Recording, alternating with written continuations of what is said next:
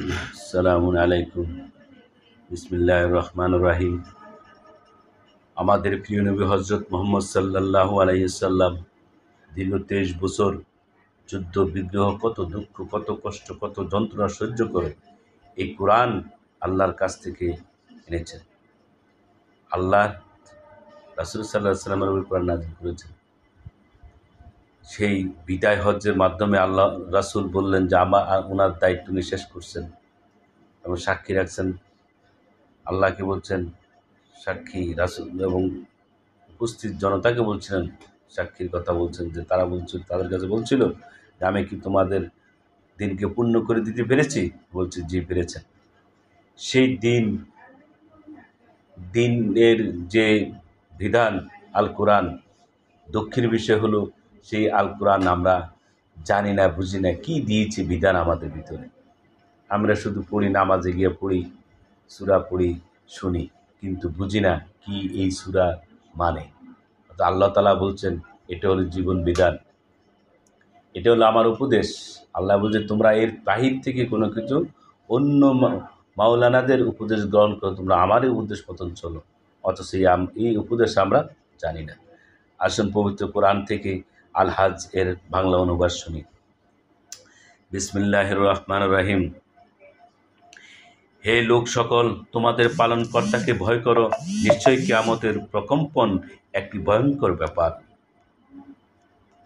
যেদিন তোমরা তা প্রত্যক্ষ করবে, সেদিন প্রত্যেক স্তনদাত্রী তার দুধের শিশুকে বিস্মিত হবে এবং প্রত্যেক গর্ভবতী তার গর্ভপাত করবে এবং মানুষকে তুমি দেখবে মাতাল, অথচ তারা মাতাল নয়, বস্তুত আল্লাহর আযাব সুকঠিন। কত মানুষ অজ্ঞানবশত আল্লাহ সম্পর্কে বিতর্ক করে এবং প্রত্যেকে অবাধ্য শয়তানের অনুসরণ করে। শয়তান সম্পর্কে লিখে দেওয়া হয়েছে যে যে কেউ তার সাথী হবে, সে তাকে বিভ্রান্ত করবে এবং দোজখের আযাবের দিকে পরিচালিত হবে।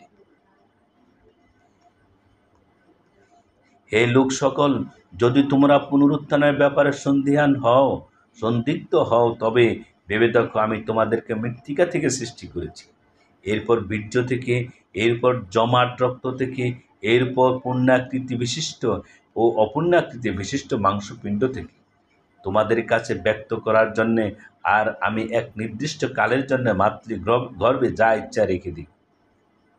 এরপর আমি তোমাদেরকে শিশু অবস্থায় বের করি, তারপর যাতে তোমরা যৌবন পদার্পণ করো।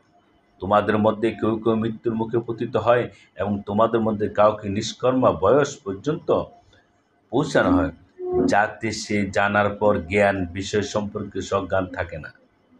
তুমি ভূমিকে পতিত দেখতে পাও, অতঃপর আমি যখন তাতে বৃষ্টি বর্ষণ করি, তখন তা সতেজ ও স্ফীত হয়ে যায় এবং সর্বপ্রকার সুদৃশ্য উদ্ভিদ উৎপন্ন করি। এগুলো এই কারণে যে আল্লাহ সত্য এবং তিনি মৃতকে জীবিত করেন এবং তিনি সব কিছুর উপরই ক্ষমতাবান, এবং এই কারণে যে কিয়ামতে অবশ্যম্ভাবী, এতে সন্দেহ নেই, এবং এই কারণে যে কবরে যারা আছে আল্লাহ তাদেরকে পুনরুত্থিত করবেন।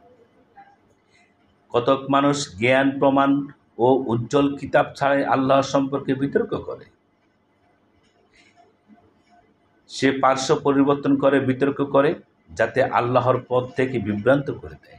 তার জন্য দুনিয়াতে লাঞ্ছনা আছে এবং কিয়ামতের দিন আমি তাকে দহন যন্ত্রণা আস্বাদন করাব। এটা তোমার দুই হাতের কর্মের কারণে আল্লাহ বান্দাদের প্রতি জুলুম করেন না। মানুষের মধ্যে কেউ কেউ দ্বিধা দ্বন্দ্বে জড়িত হয়ে আল্লাহর ইবাদত করে। যদি সে কল্যাণপ্রাপ্ত হয় তবে ইবাদতের উপর কায়েম থাকে, এবং যদি পরীক্ষায় পড়ে তবে পূর্ব অবস্থায় ফিরে যায়। সে ইহকাল ও পরকালে ক্ষতিগ্রস্ত, এটাই প্রকাশ্য ক্ষতি। সে আল্লাহর পরিবর্তে এমন কিছুকে ডাকে যে তার অপকার করতে পারে না এবং উপকারও করতে পারে না, এটাই চরম পথভ্রষ্টতা। সে এমন কিছুকে ডাকে যার অপকার উপকারের আগেই পৌঁছেছে। কত মন্দ এই বন্ধু এবং কত মন্দ এই সঙ্গী। যারা বিশ্বাস স্থাপন করে ও সৎকর্ম সম্পাদন করে, আল্লাহ তাদেরকে জান্নাতে দাখিল করবেন, যার তলদেশ দিয়ে নির্ঝরণীসমূহ প্রবাহিত হয়। আল্লাহ যা ইচ্ছা তাই করেন। সে ধারণা করে যে আল্লাহ কখনই ইহকাল ও পরকাল রাসূলকে সাহায্য করবেন না।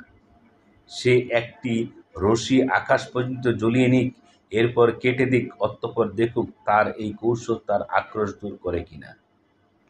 এমনিভাবে আমি সুস্পষ্ট আয়াতরূপী কোরআন নাজিল করেছি এবং আল্লাহই যাকে ইচ্ছা হেদায়েত করেন। যারা মুসলমান, যারা ইহুদি, সাবি, খ্রিস্টান, অগ্নিপূজক এবং যারা মুশরিক, কিয়ামতের দিনে আল্লাহ অবশ্যই তাদের মধ্যে ফয়সালা করে দিবেন। সবকিছুই আল্লাহর দৃষ্টির সামনে।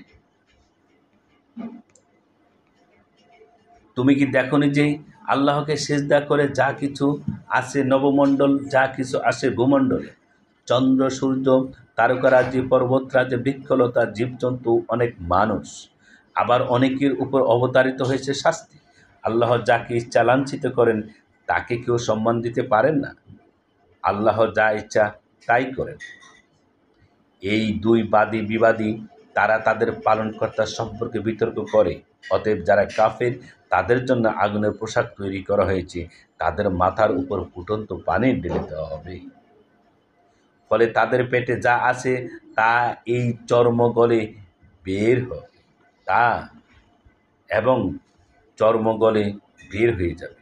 তাদের জন্য আছে লোহার হাতুড়ি। তারা যতই যন্ত্রণায় অতিষ্ঠ হয়ে জাহান্নামে থেকে বের হতে চাইবে, তখনই তাদেরকে তাতে ফিরিয়ে দেওয়া হবে, বলা হবে, দহন শাস্তি আস্বাদন করো।